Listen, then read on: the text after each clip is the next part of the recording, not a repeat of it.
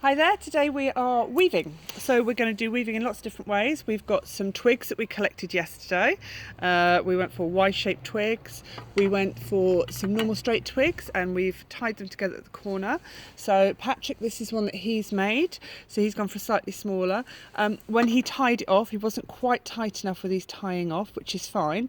So what you can do is you can take a small twig and you can tighten it like we have done here. We've popped it in. We've twisted it around, and that has tightened up that string so that he's got that really nice tight warp thread, which is your up and down, because weft goes left and warp goes up and down. Okay, so as I say, you can use twigs, you can use pencils, you can use paintbrushes, you can use any two bits of wood you've got, really. It doesn't have to be wood. Knitting needles work just as well. If you've got a knitter in the house, just ask permission first. Patrick, actually, I can't take credit for this one, Patrick has made this frame here. Patrick's going to explain to you how he made it as well. So go ahead, Patrick. So I got 2 pieces of 1 centimetre by 1 centimetre pieces of wood, and I sawed them around in half, and then I got some wood glue and glued all of the edges together, and then I just cut some blue triangles in square. And just stuck them on and then let it dry. Okay, and we've turned that into a loom as well, haven't we, by adding our warp threads as well. So it's entirely up to you what you choose to use. While we were out yesterday, we picked up some really nicely shaped twigs, including, as I say, this triangle one, which I think would look lovely as a display piece on a wall. And Patrick found this beautiful curved branch, which he has already started weaving on. So let's have a look, Patrick, see what we're doing. So tilt it so everybody can see. We're going in and out of those warp threads. So essentially under, over, under, over. Now Patrick has used in his, we've got all sorts here. So if you bring it closer, we've got bits of wool.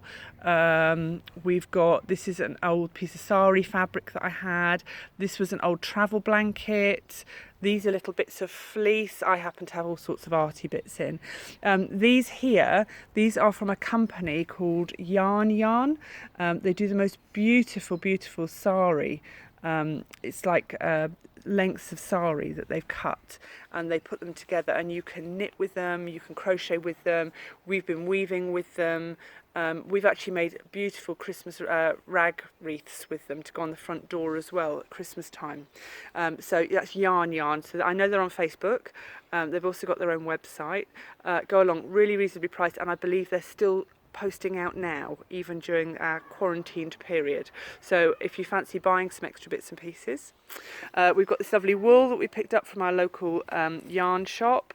We've got some raffia. You can use paper, you can use ribbons, you can even use sliced up paper bags, plastic bags, so from the supermarkets.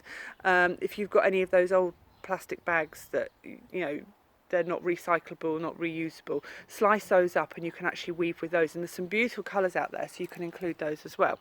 So Patrick is going to, using his frame very carefully, he is going to demonstrate with a piece of ribbon how to go in and out. So you literally go under one thread, over the other, under one, over the other. Now he's just working with his top threads.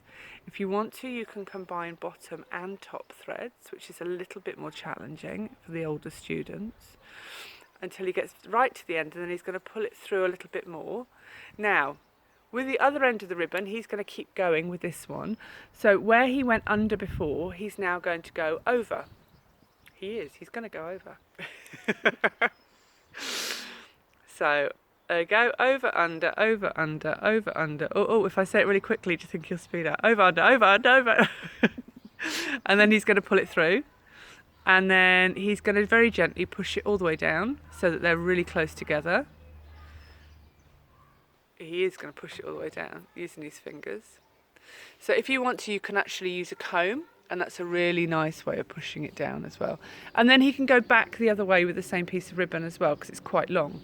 If you want to, you can cut your bits of fabric or ribbon to the same width as your loom, and then you can just do one colour each way. There we go. So he went under the last one, so he's going over that one. Yep. So he's alternating. If he went under one string last time, he's going over it this time. So you can stick with one colour, you can do lots of different colours, you can try different patterns by maybe going under 2, over 2, under 2, over 2.